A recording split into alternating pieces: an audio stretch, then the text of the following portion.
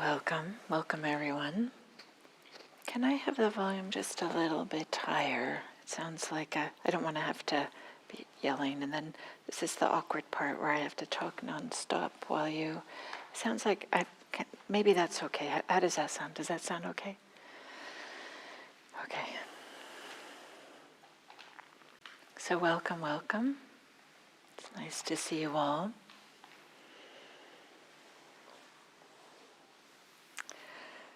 Yeah, I'm sitting here with a little bit of a heavy heart about what's happening in the world. Yeah, just to acknowledge that.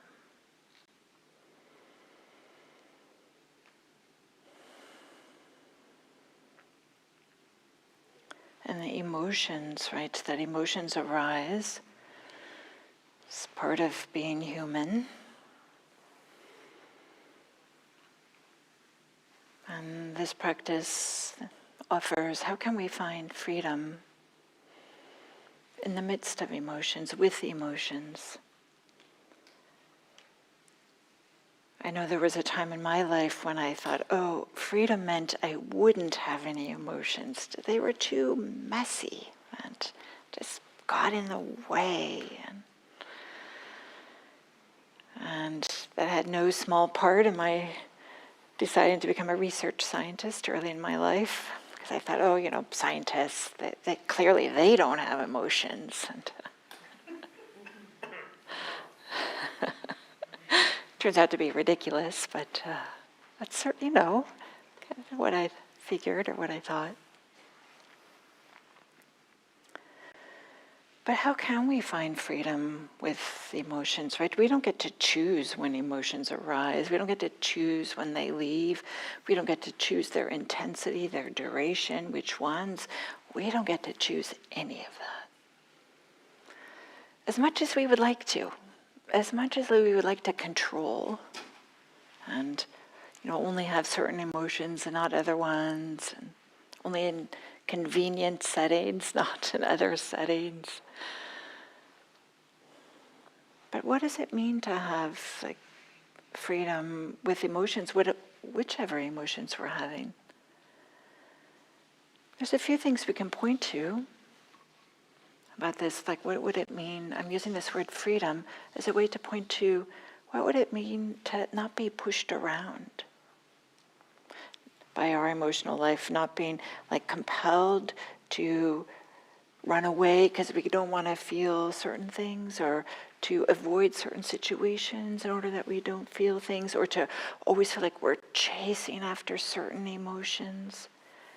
What would it be like to have freedom, ease, steadiness with the emotions that life brings us? So one thing is to recognize that emotions are part of the richness, the depth, the beauty of life. And so part of freedom is to have a whole range of emotions, not just the ones that we like and that are maybe socially sanctioned, but to all of them, because let's be honest, we do have the capacity for all of them. And we don't want to disown parts of ourselves or try to pretend it doesn't exist, excise it, get rid of it, these types of things, but to have the whole range of emotions. Because what we can feel emotionally is enormous. If you take in all the different flavors and intensities and kind of the different aspects of it, from this mild irritation to murderous rage, from this mild fondness to deep unconditional love. Maybe just some contentment to intense joy. So part of freedom with the emotions would be able to have this whole range to whatever is arising. And there's this part of the variety of the emotions that are available that humans have does provide for a life that, I use this word depth to it, it feels like that. So rather than just being on the surface, maybe it has some color or vitality or richness to life. So that's one way we might think about freedom with emotions. Another way is to actually be able to be with our emotions, whichever ones are arising, and not feel overwhelmed by them, not feel out of control in the sense that we tip over into where we kind of like lose sense of our faculties in some kind of way, or not feel like we have to get rid of them, but allow them to be there and to be able to be present for them, that we can learn the lessons that they have to teach us.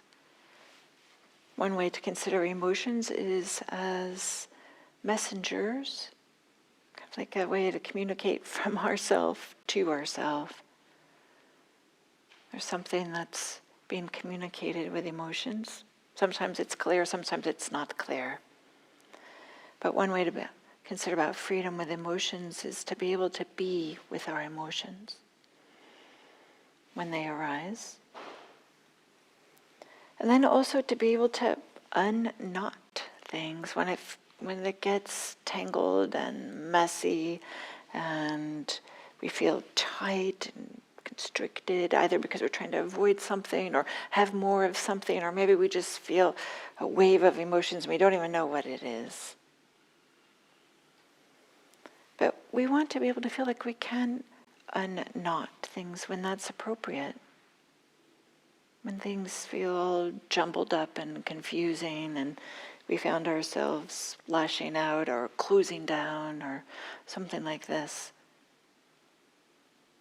So another part of having freedom with emotions is also to learn to have some of the skill, the capacity to unknot them, untangle them. Another thing we might think about having freedom with emotions is to have confidence that whatever emotion arises, that we can be with it.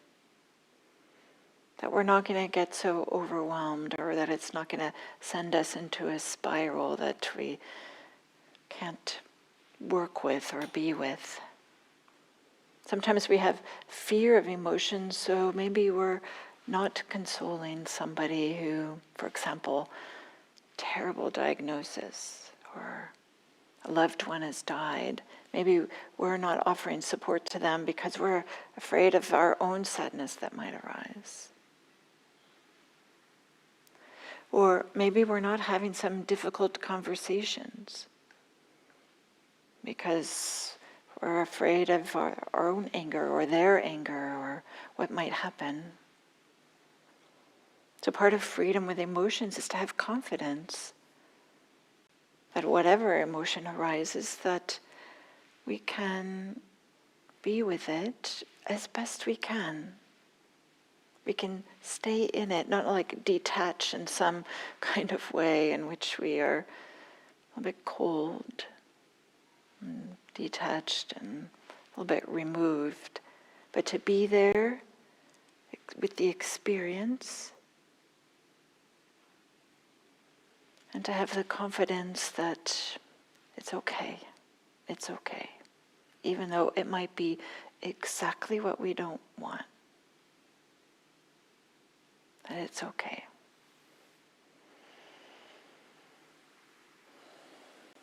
So how do we have this freedom with emotions? Notice that what I've been talking about is like, it's all about like our relationship to emotions. Our way that we respond to them, the way that we react to them, the way that we hold them, pushing them away or trying to shove them down. Or maybe just holding on, or maybe even trying to like fabricate a little bit, thinking that, oh, this is what I should feel. But so how can we have some freedom with emotions? How can we understand our relationship to our emotional life? Because all of us have an emotional life. It's true for some people. Maybe they have this really rich emotional life that they're in touch with, that they can express, and they have the vocabulary to even describe. And for some people, maybe it's not so clear. Their emotional life might be kind of like the three main ones are mad, sad, glad. That's okay. We start where we are. Part of relationship to emotions is maybe to like increase our emotional vocabulary, awareness. Just not an easy process. It's not something like you just decide, okay, I'm going to be more in touch with my emotions.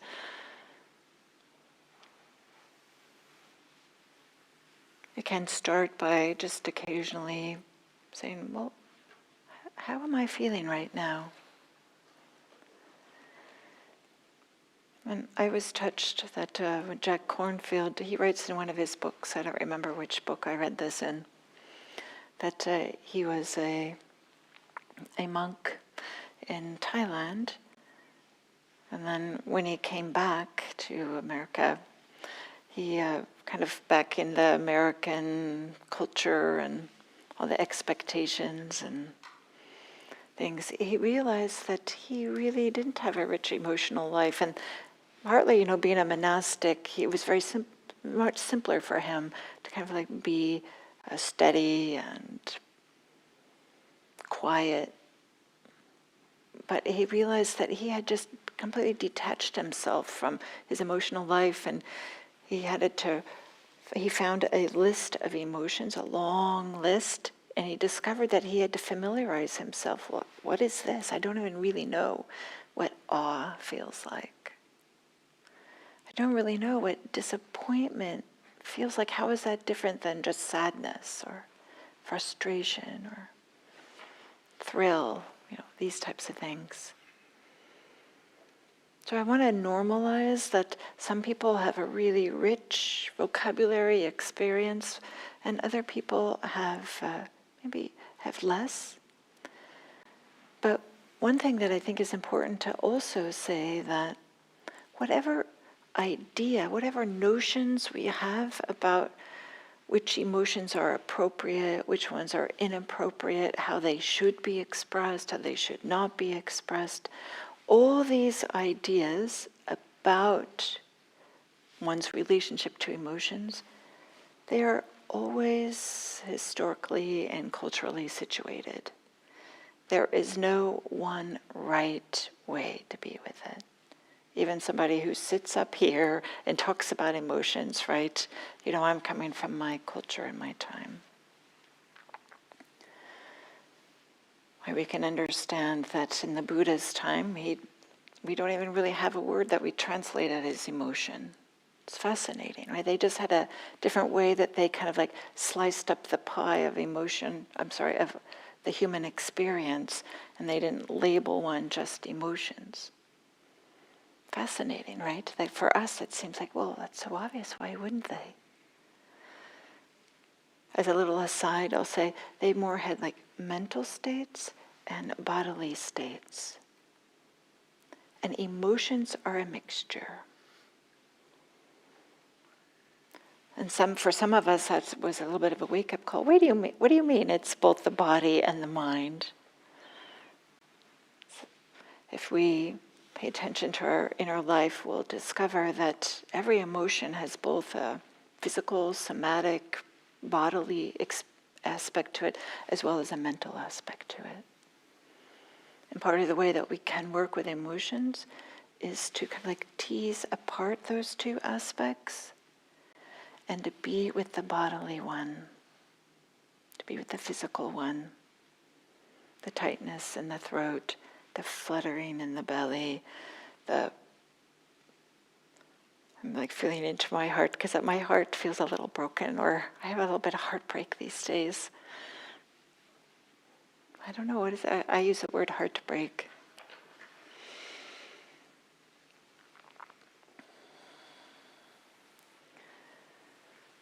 So often also just to recognize that, all these cultures and times in history have relationships to emotions. Some cultures, tend to be appear to be more stoic, and some appear to be, kind of like exuberant. And just also to say, including even like the Dharma subculture, right? Of course, there's something here. We have something that we talk about emotions too. But one of our relationships to emotions might be that we have some resistance to them. And it turns out that often it's not the emotions themselves, but our resistance to the emotions that it turns out to be where the difficulty lies. I heard this in a Dharma talk years ago, and I thought, oh, that's cute. I wonder if it's true. And I've since heard a neuroscientist say this. I'm like, okay, so here's like independently validated this idea that emotions only last for 90 seconds. They arise, we feel them, and they pass away. And you may say, but wait, I've been angry for hours, days, years, sad for decades. Like, what do you mean, 90 seconds? Yeah, it's fascinating how it's the story, it's the mental part, it's the, I shouldn't be having this, or who do they think they are, or I can't believe this is happening again. It's these type of narrations, these commentaries that are fueling the emotions. And kind of like keeping them there. And I think if we look closely at all those emotions that tend to stick around, we aren't having an openness of like, wow, sadness feels like this. I have this pressure behind my eyes. I have this heaviness in my shoulders. I feel like I kind of want to collapse. Wow, this is what sadness feels like.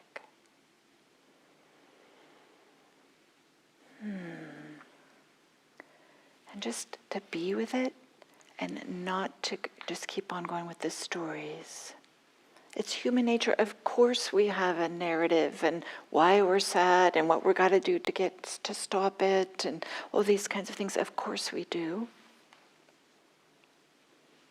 But it turns out that that's extra.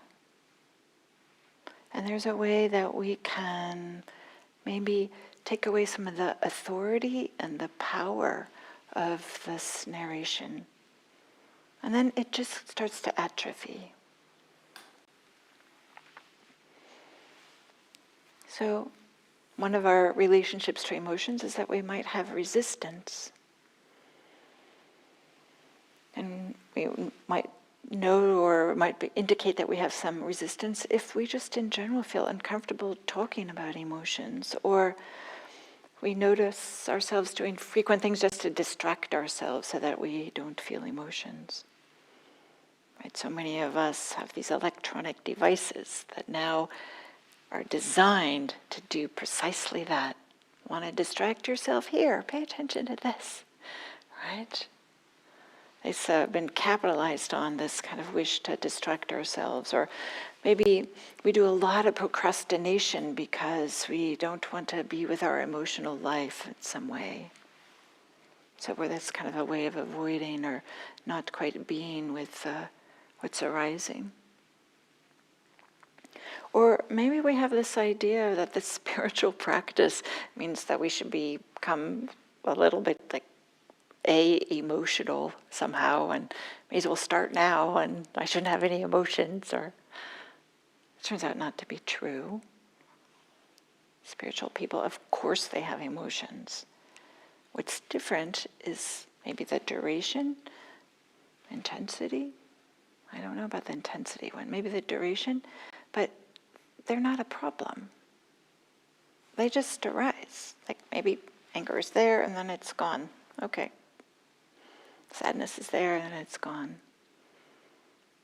I'm not a completely awakened person, so I can't tell you. But it's not like we stop becoming human, stop caring about things with this spiritual practice.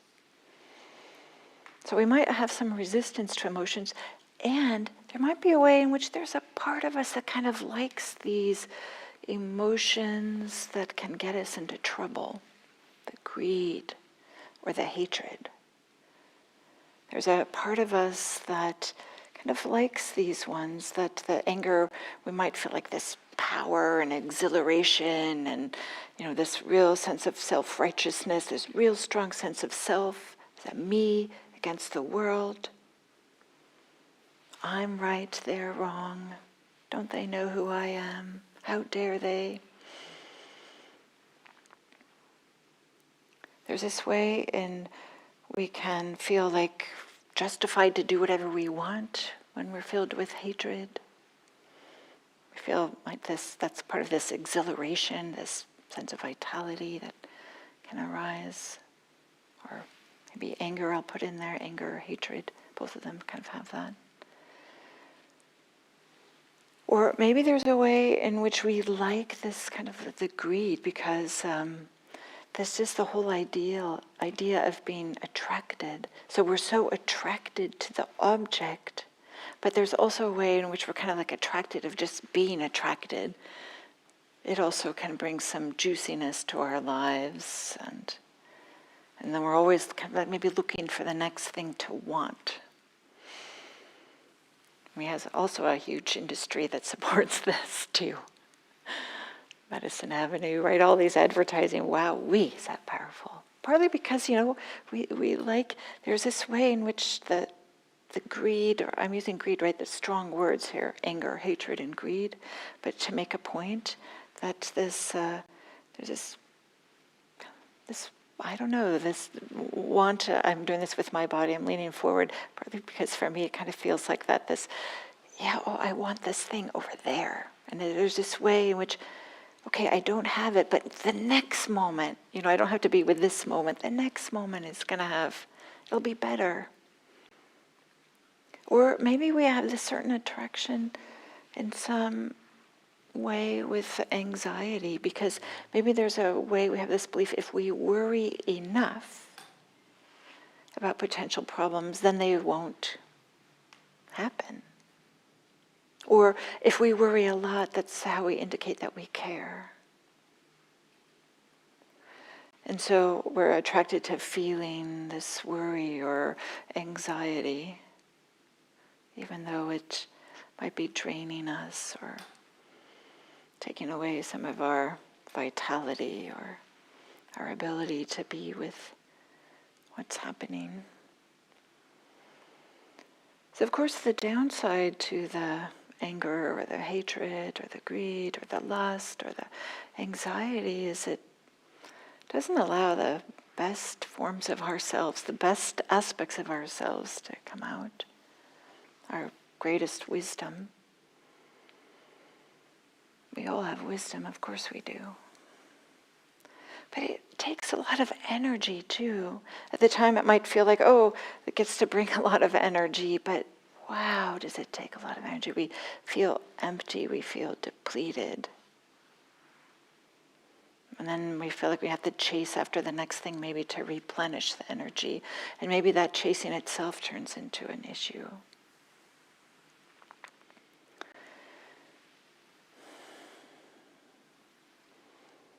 Yeah, so our relationship to emotions is a place where we can practice, where we can notice our relationship, and is there a way in which we can have more freedom, have more ease, have more stability, not making things go away, but to be able to stand on our own 2 feet in the midst of them. So here's a story. This also is from Jack Kornfield, that I appreciate very much. I like this story. It's about a poison tree. So a tree that has poisonous fruit. And then we might say that in our lives we might discover like, oh, there's a tree and it has this poisonous fruit, and maybe it's this greed or this hatred or this anger or whatever it might be. Whatever it might be. So this poisonous fruit, and we might say, well, let's cut this down. Let's cut down this tree before anyone is hurt, because we don't want anybody else to eat the fruit, this poisonous fruit, and we don't want to eat this poisonous fruit, so we just have to get rid of this tree. Then when we are faced with stress or loss or conflict or depression or sorrow in ourselves, we may think like, okay, I just got to get rid of this. Where is the saw? Got to chop this down. And this poison afflicts us. Let's uproot it, get rid of it. We've got to chop it down. Of course we do. I've done my fair share of this. Of course I have. All of us have. And then maybe with a little bit more maturity, more life experience, we discover that when there's this poison tree that has this fruit, it's poisonous, and maybe with our life we've realized that to open to life, to open to what life brings us, requires this deep, heartfelt compassion for everything that's around us. And so encountering the poison tree, it's like, let's not cut it down.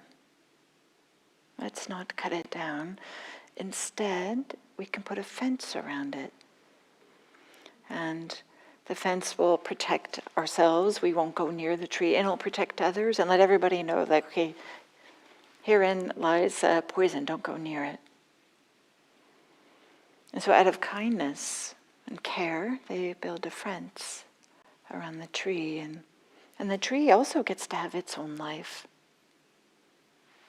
So there's compassion for everybody, everything is to build this fence. But of course, it takes energy and a lot of effort to maintain fences. So maybe a third type of person, or maybe even the same person in a different situation, encounters a poison tree. And they see this tree, and they see the poison, and they have a different response. They say, oh, perfect, just what I was looking for. And they examine the fruit, they take it apart, maybe learn some of the ingredients, maybe isolate a little bit of it, combine it with something else, and make medicine out of the poison. They transform it, they transmute it into something that is helpful, that can be healing for themselves and for others. So they're not trying to get rid of it or make it go away, but maybe they, have learned something about these poisons. They're not afraid of them. And have the confidence and the wherewithal to not only to be with them, but to kind of feel into and discover what's helpful here, and to leave what's not helpful behind. And combine it with, a dash of compassion and some loving kindness and wisdom, all these other things to make some medicine.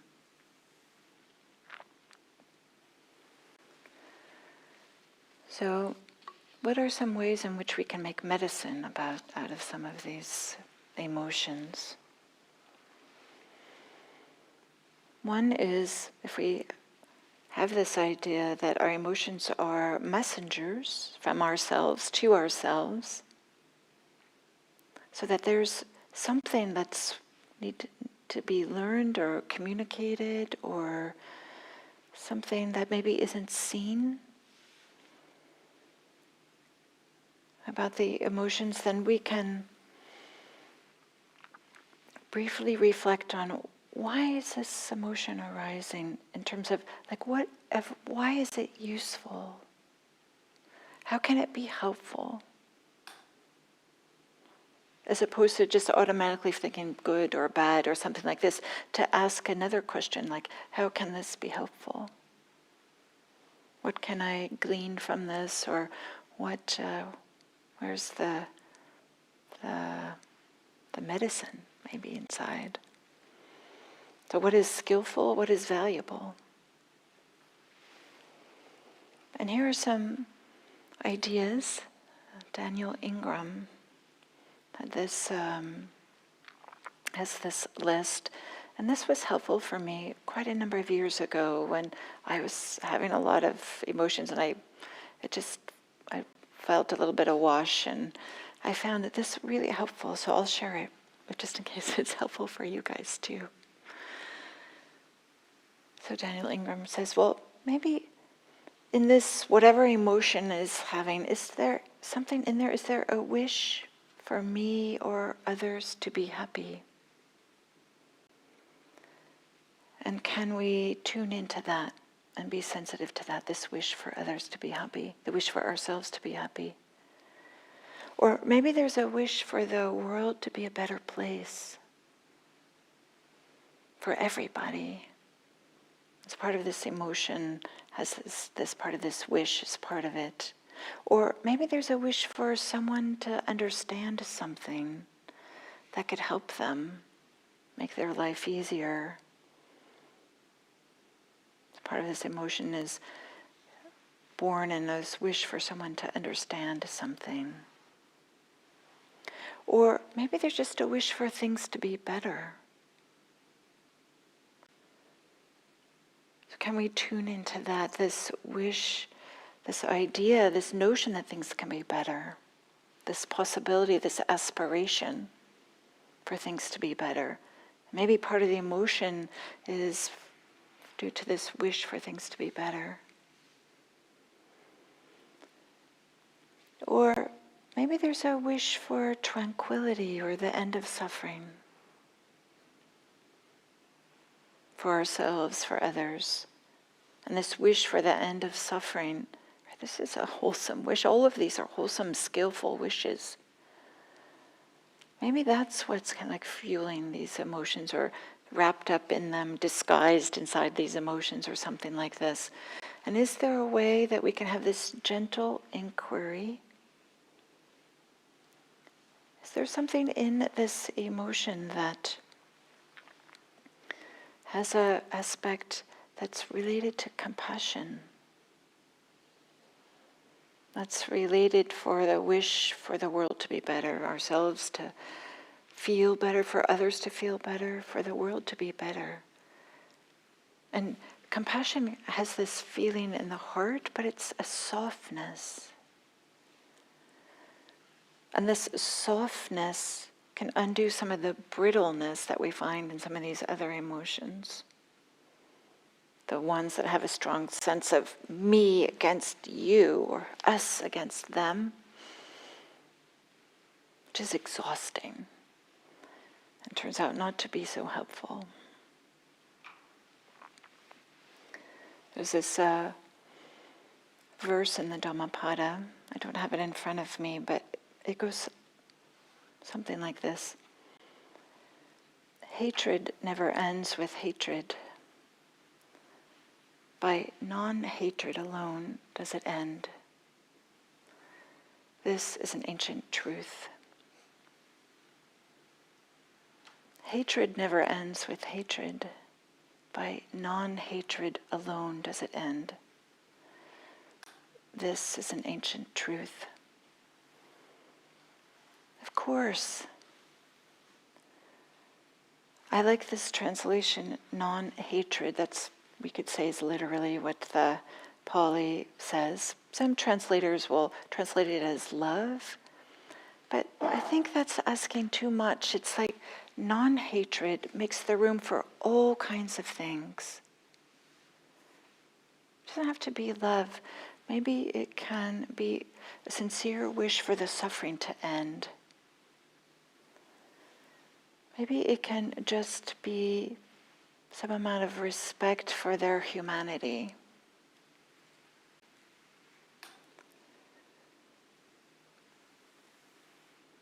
So when we find ourselves in some of these emotions that aren't so helpful or skillful for ourselves, maybe we can find the compassion in them. Or maybe we can also find some of the skillful underpinnings, some of the ways that maybe it's not so directly compassion, but something else that's skillful. For example, fear can have as part of it this wish to protect, this wish to take care of ourselves, others. So maybe to feel into that. Or maybe anger just wants the world to work well. Wants there to be a way in which there is not so much misery, so not so much suffering. Or maybe frustration comes from this caring sensation of anger being thwarted, that frustration is, I'm not expressing my anger because I care, but there is some anger there, a little bit of anger, and to tune into the care, I'm not expressing my anger, I'm not expressing it, I'm not letting it get as big as it wants, and feel into that care, not a way that we're repressing or trying to shove down things, but like to recognize, yeah, it's not best for me, it's not best for others in this situation, to just feel the frustration as kind of part of care. Or maybe desire is rooted just in this wish to be happy, and certainly a part of desire can help us be happy. Not all of it. Some desires, right? There's skillful and unskillful, helpful and unhelpful. But to tune into that helpful part of desire, this wish to be happy. Of course we want to be happy. Everybody does. So maybe to tune into that wish and to recognize that the desire has maybe that as the root.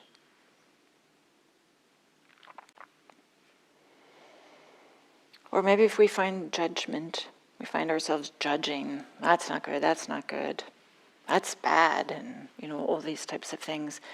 Maybe we can tune into this wish for things to have this, have a certain, maybe we can even say high standards. We don't want things to just atrophy and have lots of entropy, just get worse and worse and worse and fall apart. We want things to be as good as they can be. Maybe there's something in us that recognizes the beauty and the power and strength in others and in ourselves, and there's judgment maybe is a little bit of, we can, as an expression of our wish for that to be expressed. Maybe we can tune into that.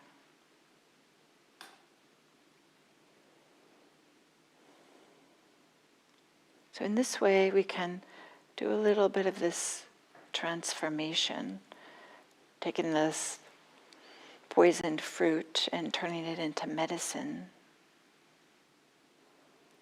I'm not saying this is easy. Sometimes, right, we have patterns of how we express emotions and what's appropriate, what's not appropriate, and how to express them, and all these kinds of ways. And these patterns get reinforced by our communities, our families. Of course they do. I keep on saying this word, of course, because it's so natural, right, that we have this. I don't want to say any of this is wrong, but also it's natural for us to maybe wish to express the beautiful parts of ourselves, to express the strength that we have, the wisdom that we have. And maybe to aspire for that to be for the benefit of all beings, for ourselves, for the people that we come into contact with, but in a way that we can be a support for whatever we encounter, whomever we encounter.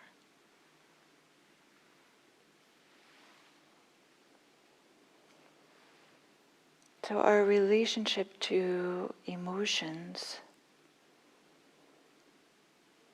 might sometimes get in the way of our ability maybe to transmute them into medicine. There might be a way in which we bat away certain emotions or some that we really hold on to. That's okay. We start where we are. We start where we are, and where we are might be just to examine some of our beliefs. Maybe we have some ideas, I shouldn't feel this. Or maybe we have some ideas, right? And often these ideas are not so clearly articulated. They're just a general sense. But we also might have ideas that every emotion we experience should be expressed freely and everyone should know about them. And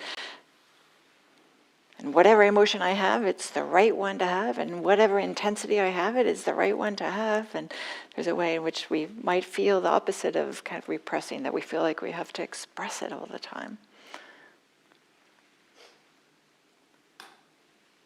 So we could just have like, what are my beliefs about maybe this emotion that I'm feeling now? Or maybe we could ask ourselves, what scares me about this emotion?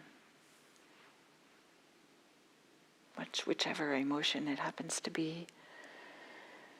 Or we could ask, if I were to fully feel this emotion, what would happen? What would happen if I were to fully feel it?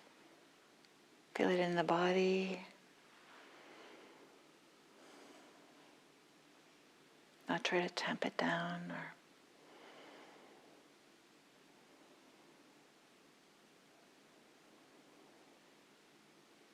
yeah, our emotions are such a rich part of our human experience. And I don't think that humans, maybe as a species or as individuals, will ever get to the end where we have them all figured out and we understand them all, or like in some ways, like we will never be robots.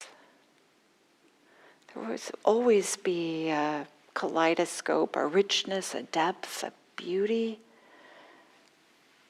ugliness. There will always be for humans. And so part of our relationship to emotions and is where we can find the freedom for this wide spectrum, or this what's available in this our inner life.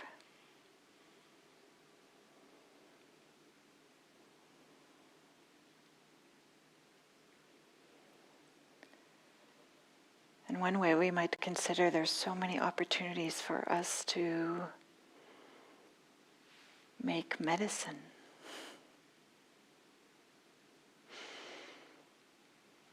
I want to reiterate, it's not easy, it's not fast. There was a time when I was a chaplain up in San Francisco General Hospital, and I felt like, wow, there's a lot of suffering that's in all hospitals, right, by definition, right? And I discovered this book. The author escapes my mind. It's a well-known book. But I think the title was like The Wounded Healer. And the notion was the idea that from our own wounds, our own difficulties, our own, emotions, or maybe unfinished business in our hearts, it was that would allow us to connect with others. It was that our own difficulties, what we've learned, and our own vulnerability, our own emotional life, that allowed us to show up for others. and that the best chaplains were the ones that had a history of, being wounded in some kind of way. They knew what it was like to be wounded. And that was quite helpful, because otherwise we might feel like we have to have all the answers, or we might need to appear to be invulnerable or something like that. And that just is a big way of denying ourselves. So turning poison into medicine with our emotions, finding freedom with emotions.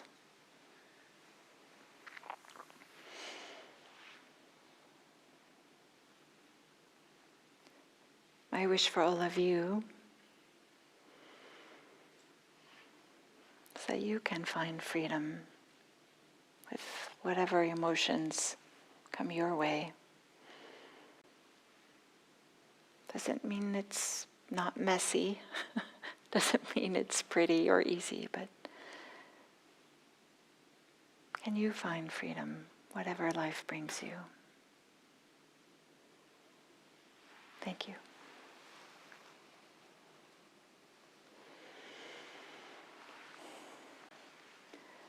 Sometimes I open for questions, but tonight